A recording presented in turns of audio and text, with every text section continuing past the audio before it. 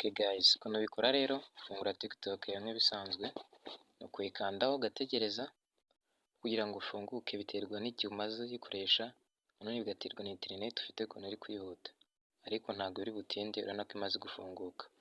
Numara kuyifungura uraza ukande hano kuri profile yawe, hamwe usanzwe ukanda iyo ugiye muri account yawe, reka mabereke, dore ni hano ntunze udufresh tubiri tw'umutuku, hano mu iguni ry'iburyo mugana hepfo, urakandaho kuri iyo profile yawe, urabona ko yamaze gufunguka. Nimara gufunguka uraza nanone ukande hano hejuru mu iguni ry'iburyo, hariya ntunze agafresh k'umutuku kuri turiya tudomo, kuri turiya turongo dutatu dutambitse, urakandaho gutya.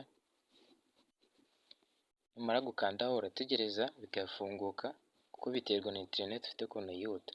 Nimara gufunguka uraza hano kuri iyo option iheruka yanditseho ngo setting and privacy, iyi ngiyi natunzeho agafresh, ukandaho gutya kuri settings and privacy, utegereze nanone bifunguke. Ukabona ko byamaze gufunguka. Nimara gufunguka uraza ukanda hano handitse ngo account, dore account ngiyi, urakanda kuri kano kantu natunze udufresh tubiri, agakandaho gutya. Numara kugakanda urategereza bigafunguka. Noneho hano bahita batuzanira option zitandukanye, hari account formation, password, passkey, switch to business account, download your data na deactive or delete account. Ariko twebwe tugiye kureba uburyo twahindura location ya account yacu. Turajya hano handitse ngo account formation, urakanda kuri kariya kantu natunze udufresh tubiri, kandaho gutya. Yamaze gufunguka. Noneho hano bahita bakuzanira na phone number, bakakwereka na email, bakakwereka na account region.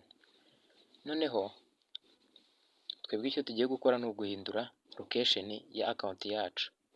Hano baratubwira ngo your account region is initially set based on time and place of registration. Hano bakubwira yuko account yawe bashyize mu gice runaka cyangwa se mu gihugu runaka bitewe n'aho yakeretingiye. Uzi ko bakoresha icyo bita IP address, n'iyo utaba wahisemo igihugu ariko bo babiterwa na nimero batanze na email yawe, ushobora kuba babireba bagahita bavuga ati mu kino gihugu. Niyo mpamvu twebwe uri kubona ko ari mu Rwanda. Tugiye rero kubihindura dushyire mu kindi gihugu. Urazi ko u Rwanda rutemerewe guhembwa na TikTok. Urakanda kuri Rwanda kuri account region, ubundi utegereze. Urabona ko bimaze gufunguka. Urabona ko hano batuzaniye ibihugu bitandukanye. Urabona ko u Rwanda ari rwo ruvuye kano kantu k'umutuku, bivuze ko ariho location yacu, ariho account yacu iri. Ariko twebwe tugiye gushitamo igihugu dushaka. Hano hari ibihugu byinshi, twebwe rero ngiye guhitamo United States, nawe ruzahitamo icyo ushaka ko account yawe ijyamo. Dore United States igiye namaze kuyigeraho, dore ni iyi ngiyi. Ndahaza rero nyikandeho, kanda hano kuri United States, kandaho gutya. Urabona ko hahise hazaho ka kantu ka V gutya, ngira ngo mwakabonye. Turategereza turebe icyo bagiye kutubwira. Hano iyo uhinduye location ntabwo ihita iba completely ako kanya, ntabwo bihita bikunda ako kanya. Ni ukuvuga ngo ngira ngo mwayibonye batubwiye ngo cannot update region. To update account region you need to meet the following requirement. Bavuga ko niyo ubwo ubihinduye ubonye ko hari haje akantu ka V, ariko ntabwo bihita bikunda ako kanya.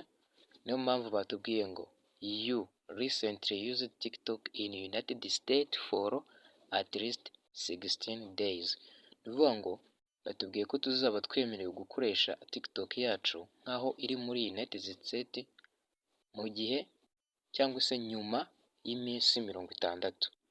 Ni ukuvuga ngo wowe nimba uhinduye location uyu munsi, uzabara iminsi 60 nibwo account yawe TikTok izaba imaze kwemerwa cyangwa se gushyirwa muri icyo gihugu wayimuriyemo. Ni kuno rero bikorwa. Ushaka kuba wamaze kubibona kandi nta kindi wahindura, ugomba kubyemeza. Urakanda hano kuri OK kuri kano kantu k'umutuku nakutunzeho udufresh tubiri, urakanda kuri OK. Urabona ko aracyari mu Rwanda ariko nyuma y'iminsi 60 bazashyira account yacu muri United States. Ni gutya rero bikorwa.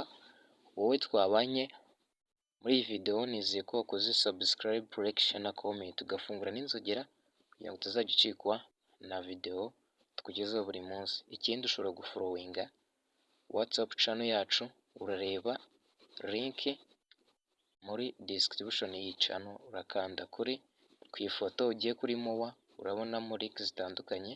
Ushobora no kudusura ku zindi social media zitandukanye.